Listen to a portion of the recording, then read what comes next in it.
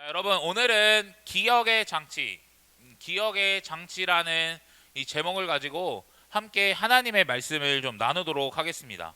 네, 시작하기 전에 한번 물어보고 시작할게요. 한 장 넘겨주시죠. 자, 나는 이번 주에 하루 3장 큐티 했다.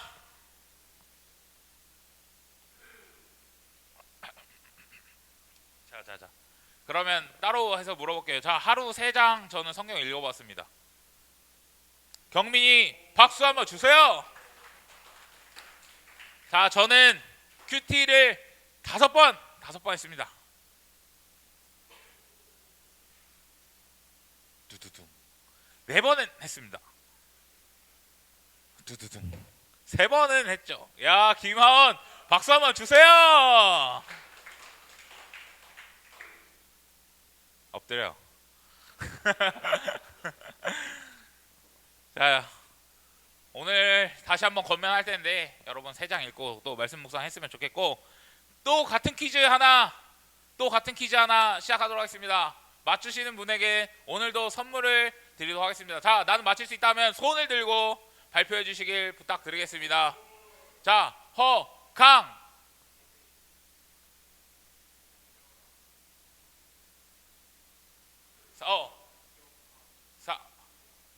어디가 기억하고 어디가 순종하는 건데요?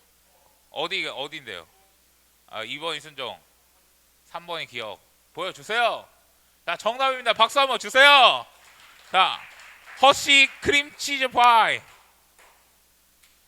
자, 자, 여러분 말씀을 좀 시작해 보려고 하는데 오늘은 뭘까? 그러면 오늘은 이 기억함이라는 것에 대해서 초점을 좀 맞추면서 시작하도록 하겠습니다. 혹시 여러분 과거를 회상할 수 있는 아이템 같은 거 있어요? 여러분에게 내가 옛날을 좀 회상할 수 있는 아이템? 혹시 정우 내 유치원 시절을 생각해 볼 수 있는 아이템 있나요? 없어요? 화면이 뭔데요? 거기에 뭐 편지나 이런 거 막 전 여친 막 이런 거. 오케이. 예. 그래서 분명히 추억을 회상할 수 있는 물건이죠. 과거를 좀 기억할 수 있는 물건들일 거예요. 아마 대표적으로 우리가 말할 수 있는 거 사진, 옛날 사진 같은 거 보면은 우리가 과거가 또 생각나고 떠오르고, 또 편지 같은 거 그때의 대화과 뭐 내용과 또 감정과 이 마음들이 생각날 수 있는 아마 기억의 장치 중에 하나가 뭐 편지나 사진이 될 수 있을 것 같아요. 저는 개인적으로 제 학창 시절, 제 초등학교, 중학교 시절을 돌아볼 수 있는 아이템이 하나 있다면 이겁니다. 유희왕 카드. 유희왕 카드 한 사람 해본 적 있는 사람? 해본 적 있어? 근데 여러분들은 아마 유희왕이 막 오토바이 타면서 막 듀얼을 하고 막 그랬을 텐데, 저는 그 시대 아니고 더 옛날 시대였기 때문에 제가 왜 이 유희왕 카드를 이 추억의 장치라고 꼽냐면 여기에 그냥 환장을 했습니다. 여기에 환장을 했어요. 그래서 여러분 제물포 뒷역에 가면 고블린 상점이라고 있었어요. 고블린 상점. 고블린 상점에 가서 뭐 하냐? 맨날 그 듀얼 하는 거야. 듀얼 제 턴입니다. 막 이러면서. 근데 안 해봐서 여러분 공감 못할 것 같긴 한데, 이 유희왕 카드에 미쳤었어가지고 주안 가서 듀얼하고, 부평 가서 듀얼하고, 고블린 대회는 고블린 상점에서는 토요일마다 듀얼 대회가 있었어. 근데 이제 듀얼 대회 이제 결승전까지 올라갔어. 잘하는 거잖아. 근데 엄마한테 전화가 왔어. 안 들어오면 때려 죽이겠다 그래가지고 카드를 다 찢어버린다 그래서 포기하고 갔던 이런 기억들도 있습니다. 그리고 막 친구한테 카드를 맡겨놨어요. 그래서 엄마한테 뺏길까봐. 그 친구가 내 카드를 또 팔아버렸어. 아주 그냥 나쁜 친구도 아니지. 그런 나쁜 놈이 있었던, 어쨌든 저의 어린 시절, 이 학창 시절을 좀 기억할 수 있는 이 추억. 그래서 하나 더 얘기하면 주안 가서 듀얼을 했거든요. 모르는 애랑 6학년 이제 졸업하고 1학년 넘어갈 때. 그래서 완전 이런 말 해도 돼, 쳐발라 버렸어. 그냥 듀얼로 그냥 씹어 먹었어 그 친구를. 그 친구가 근데 나보다 좋은 카드를 가지고 있었음에도 불구하고 내가 완전 싹 이겨버렸단 말이야. 중학교를 갔는데 만났네. 같은 학교야. 또 양아치였어. 친구가 돼버렸어요. 그래서 어쨌든 그런 이야기도 있었습니다. 그러니까 추억을 회상할 수 있는 아이템이 기본적으로 사진이나 편지나 뭐 나한테는 이런 거든 아니면 여러분들이 아마 어떤 물건을 보건 우리 선생님들 같은 경우에는 옛날 핸드폰도 막 보게 되고 막 이러면은 막 모토로라 막 이런 거 뭐 롤리팝 막 이런 거 보면 추억이 나름 생각나거나 그런 것들이 분명히 있을 거라고 이야기하는 거예요. 근데 여러분 저번 주에 어떤 설교했는지 혹시 기억나나? 어디랑 전투했는지 기억나? 여리고라는 성과 전투를 했어요. 이겼습니까? 졌습니까? 이겼습니다. 하나님의 은혜로 승리했어요. 근데 그 다음에 이제 성을 정복하러 가야 되는데 그 성의 이름이 뭐냐면 따라합니다. 아이성. 아이성. 여리고 다음에 이제 아이성이랑 전투를 해야 되는데 이 아이성은 여리고보다 작아요. 그러니까 쉽게 승리할 수 있을 거라고 이 여호수아 백성들은 생각했어요. 그래서 이 3천 명만 딱 보내가지고 전쟁을 딱 치르는데 이겼을까 졌을까? 졌어요. 근데 그런데 그러면 이스라엘 백성의 이 분위기는 어떨까? 이제 완전 우리 승리할 수 있어라는 이 자신감 가지고 했는데 이제 지니까 어떻게 낙심하죠. 막 패배감에 막 휩쓸리죠. 그러니까 좌절감이 막 들고 여러 가지 이 복합적인 감정이 들 거예요. 그래가지고 그런 괴로움이 있으니 여호수아가 하나님 앞에 기도를 합니다. 막 옷을 찢고 막 머리에 막 먼지 죄를 막 뒤집어 쓰면서 기도하는데 그의 마음이 정말 괴롭다는 것을 사실 그 기도의 모습을 통해서 보여주고 있거든요. 근데 여호수아가 막 하나님 앞에 기도하는데 하나님께서 이렇게 말씀하세요. 말씀 한 장 넘겨주시면 11절 말씀입니다. 이스라엘이 뭐를 했다고요? 죄를 지었대. 갑자기 이스라엘이 죄를 지었다는 거예요. 그래서 나와 맺은 언약 지키라고 명령한 그 언약을 그들이 어겼고 전멸시켜야 될 것들을 막 전멸시켜야 되는데 그렇게 하지 않고 도둑질했다. 자기가 가졌다라는 이야기를 하고 있었다라고 하는 거예요. 근데 여러분 여리고성 전투할 때 하나님의 명령이 있었지. 그게 뭐예요?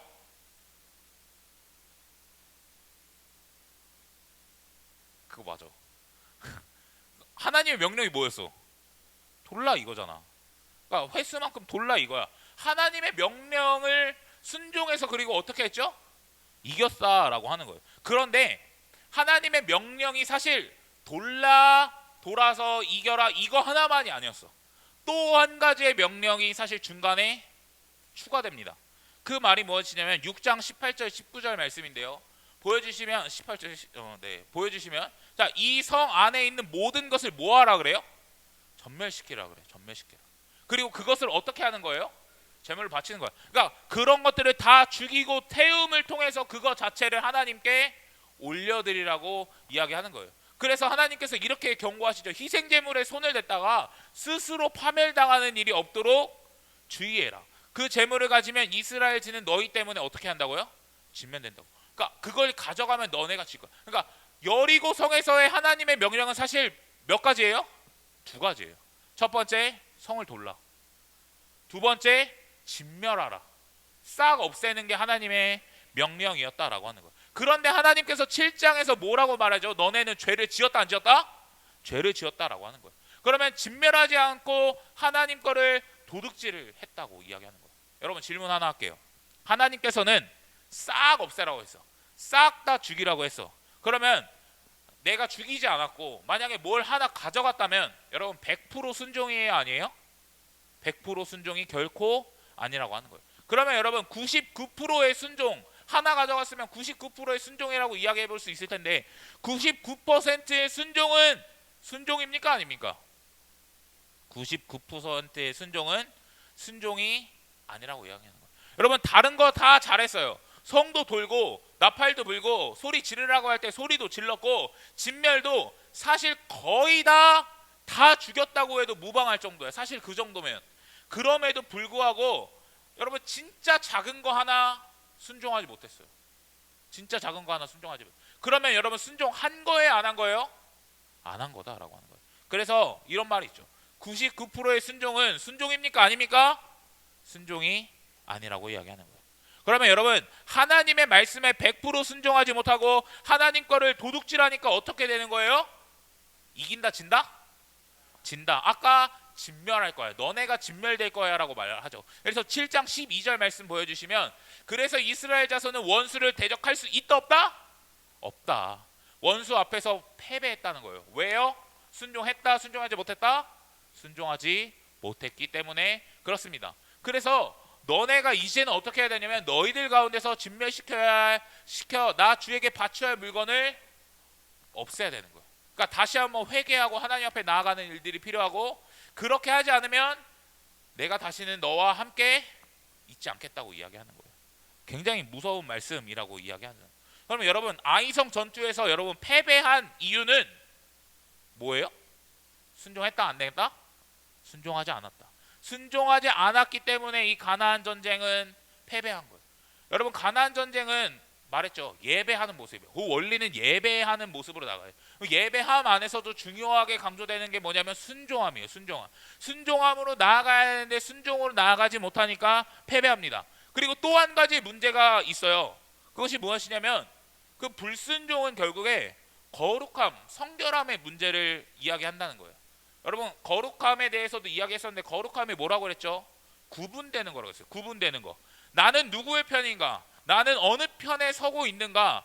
이거를 이야기하는 거라고 이야기하는 게 거룩함이라고 그랬어요. 그럼 하나님 편에 서는 게 거룩함이면, 내가 거룩하게 구별됐다면 대장이신 하나님의 말씀을 따라갔었어야 되는데, 하나님이 진멸하라고 했으면 진멸했었어야 되는데 그렇게 하지 못했죠.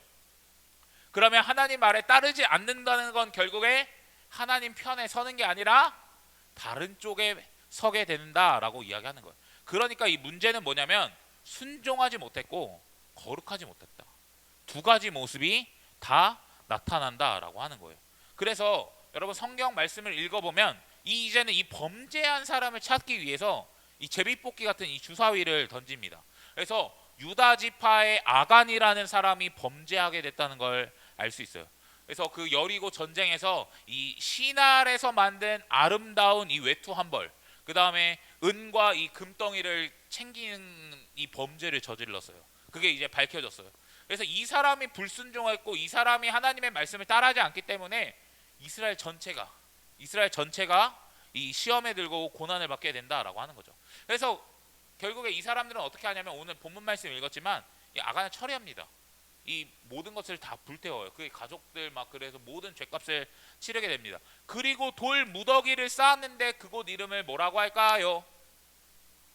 아골 골짜기라고 부르는 거예요. 무슨 골짜기? 아골 골짜기.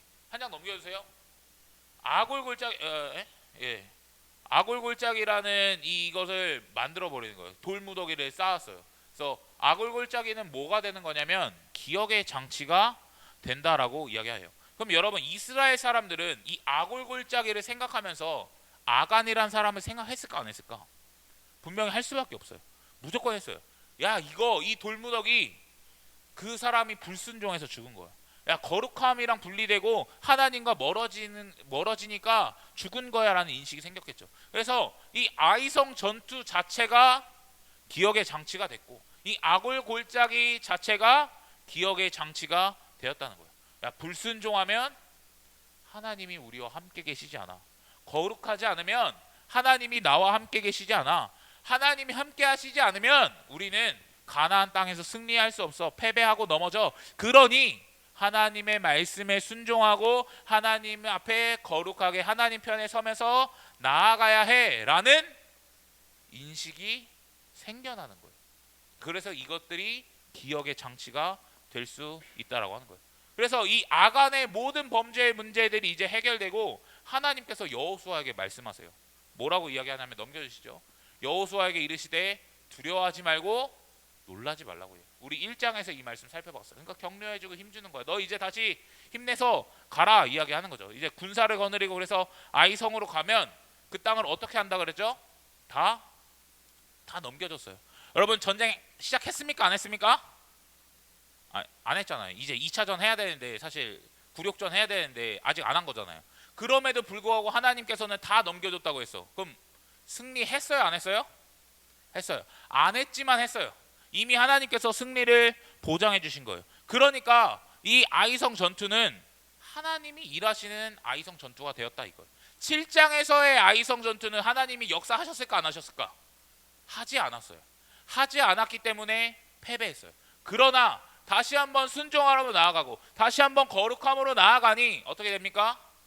다시 한번 하나님께서 역사하시는, 하나님께서 일하시는 전쟁이 되었다라고 하는 거예요. 그리고 하나님께서 하나 더 말씀하시죠. 너는 여리고와 그 왕에게 행한 것 같이 아이와 그 왕에게 행하라고 이야기합니다. 그러니까 어떻게 하라 그러는 거예요? 다 죽여라.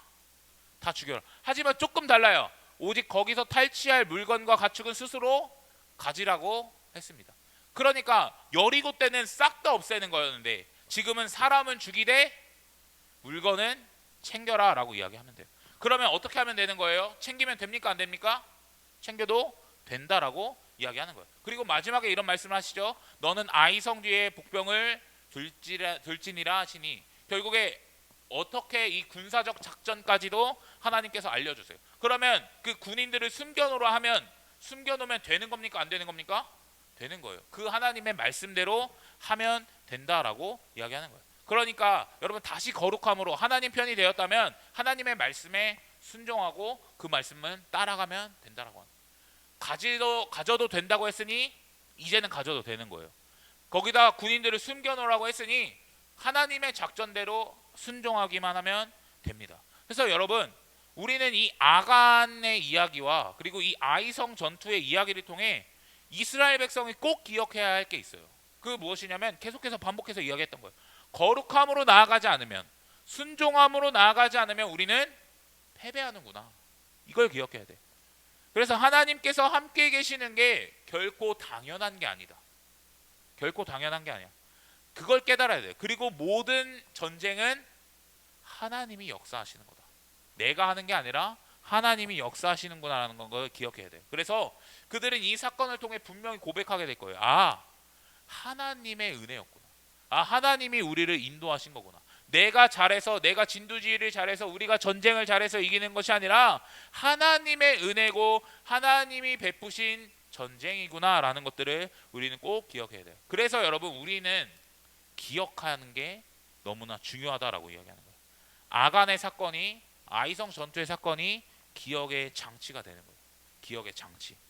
그래서 이 기억의 장치를 통해서 앞으로의 여러분 가나안 전쟁은 계속해서 반복되는데, 아간을 기억하면서, 아이성 전투를 기억하면서, 야, 우리 순종해야 돼. 야, 우리 거룩하게 나아가야 돼. 계속해서 반복하면서 나아가는 거예요. 그러면서 그렇게 예배하며 전쟁에 승리하며 나아갈 수 있다는 거예요. 그럼 여러분, 우리도 인생을 살아가는 데 있어서 분명히 이렇게 하나님께서 역사하시고 하나님께서 함께 하시고 하나님께서 도우시는 은혜를 누리면서 살고 싶잖아요. 하나님께서 역사하시는 인생을 살고 싶잖아요. 그러면 기억해야 돼. 기억해야 돼. 근데 뭘 기억해야 되냐? 저는 두 가지로 말씀드리고 싶어요. 첫 번째는 하나님의 말씀을 좀 기억하자 이거야. 뭘 기억하자고요? 하나님의 말씀을 기억하자고요. 네, 여러분, 하나님의 말씀 자체가 우리에게는 기억의 장치가 된다는 거예요. 하나님의 말씀이 기억의 장치입니다. 여러분, 저번 주에도 이야기했지만 하나님의 뜻은 다 어디에 담겨져 있습니까? 성경책에 담겨져 있습니다. 그럼 어떻게 살기 원하시는지, 어떻게 순종하길 원하시는지 다 성경에 기록되어 있다 이거예요. 그래서 성경을 읽고 묵상하는 것은 중요합니까? 안 중요합니까? 중요합니까? 안 중요합니까? 중요합니다. 여러분, 너무나 중요하다 이거예요. 여러분, 아간은 하나님의 말씀을 기억하지 못했기 때문에 범죄한 거예요. 순종하지 못한 거예요. 아간이 여호수아 앞에서 뭐라고 이야기했냐면 그 물건이 탐이 나서 가졌다고 이야기하거든요. 내가 그걸 보니까 너무나 좋아 보여요. 그래서 이거 너무 갖고 싶어서 내가 가졌습니다. 탐심이 있어서 내가 가졌습니다 라고 이야기해요. 근데 여러분, 사람은 여러분 죄인이기 때문에 내가 보고 내가 좋다고 느껴지는 걸 갖고 싶은 이 욕구와 욕망이 있어요. 그러니까 내가 하고 싶은 대로 살아가요. 그래서 내 눈에 보일 때 좋은 거 갖고 싶은 게 인간의 당연한 본성이에요. 인간의 당연한 본성입니다. 그런데 여러분, 우리가 이 죄인된 본성으로 살아가지 않을 수 있는 것은 무엇이냐면 말씀이 있어야 돼요. 우리 심령에, 우리 내면에 여러분 하나님의 말씀이 있을 때 죄인된 본성대로, 죄악된 모습대로 살아가는 것이 아니라 하나님의 말씀대로 거룩하게 하나님의 백성과 자녀답게 살아갈 수 있어요. 그래야 이 말씀이 내 안에 있어야 하나님이 요구하시는 그 거룩함으로, 하나님이 요구하시는 그 순종함으로 우리가 나아갈 수 있는 거예요. 여러분, 우리 예수님 믿기 전에, 우리가 지금도 많이 신앙이 부족하겠지만 더 신앙이 없었을 때를 생각해 보아요.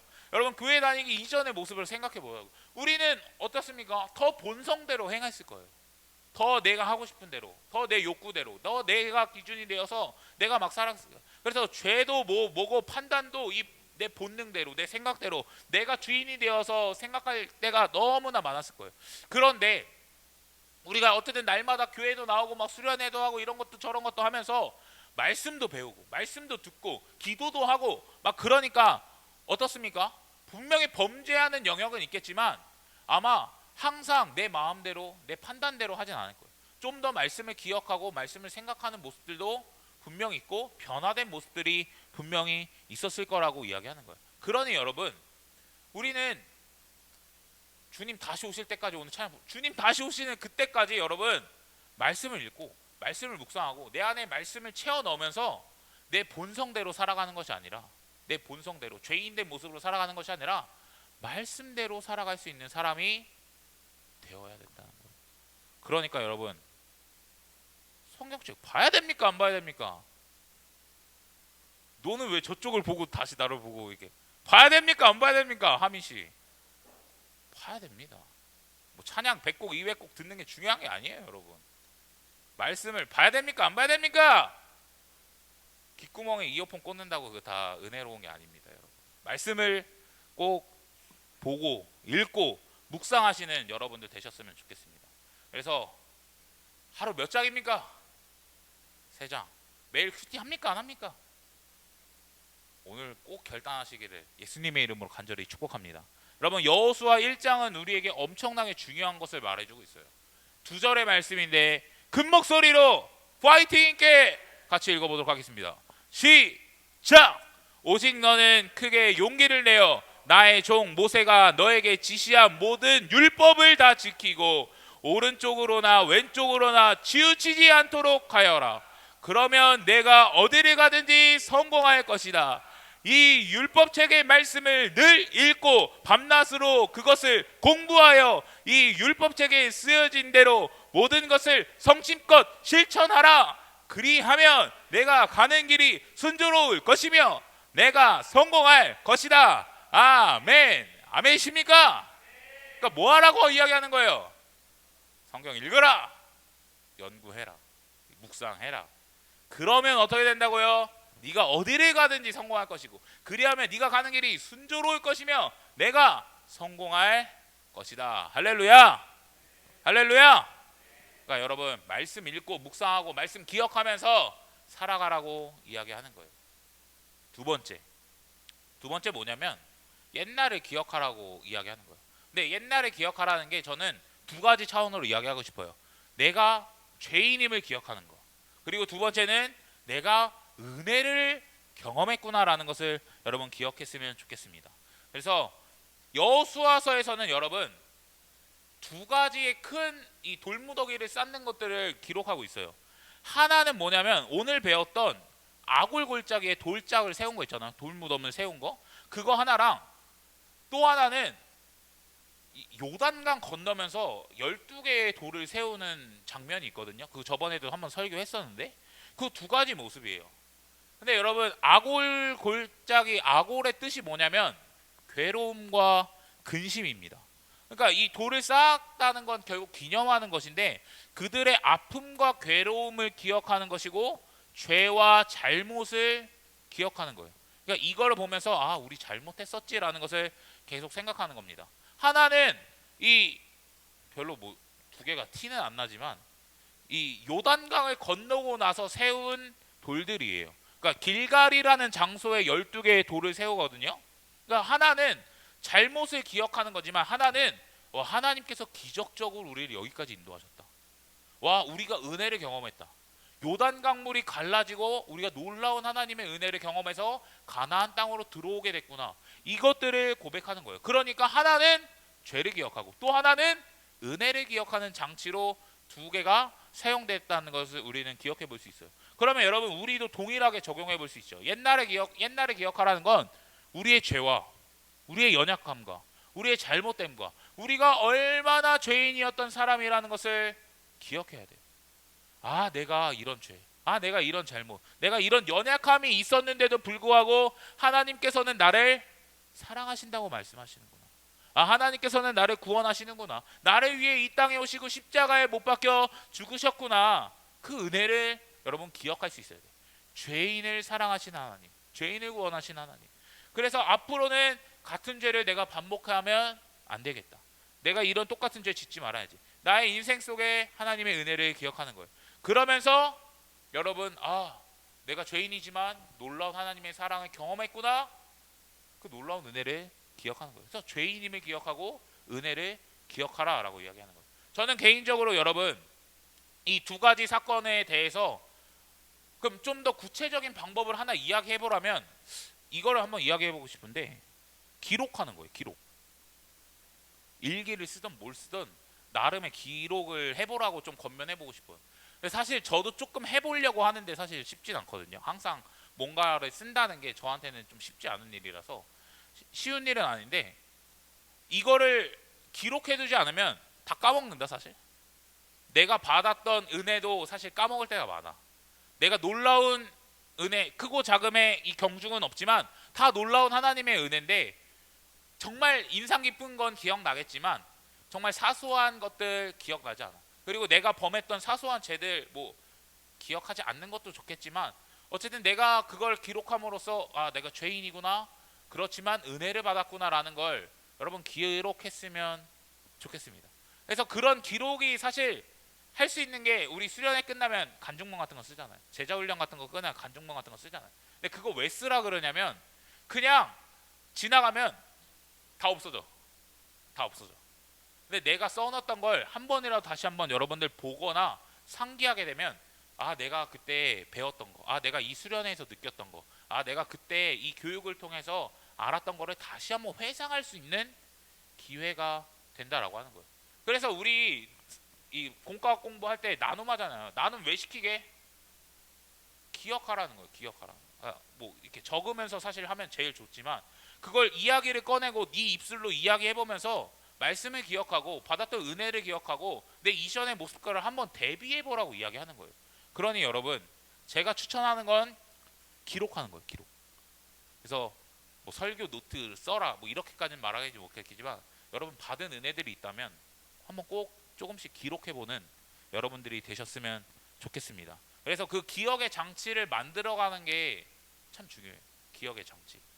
그래서 여러분 이스라엘 이 신명기 같은 데 보면 막 이스라엘아 들으라 이야기하면서 막 이마든 막 문틀이든 막 말씀 써놓으라고 이야기해. 왜 그럴까?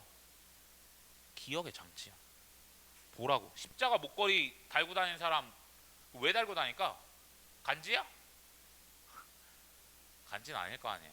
이거 보면서 뭘 기억하는 걸까? 아, 은혜 기억하고 예수 그리스도 기억하고 말씀 기억하고.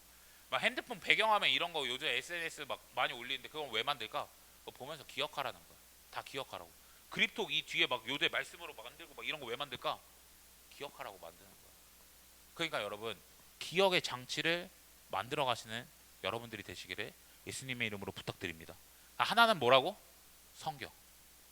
하나는 기록하고 구원과 은혜를, 죄인과 은혜를 좀 기억했으면 좋겠어. 찬양 가사 하나 좀 나누고 마무리할게요.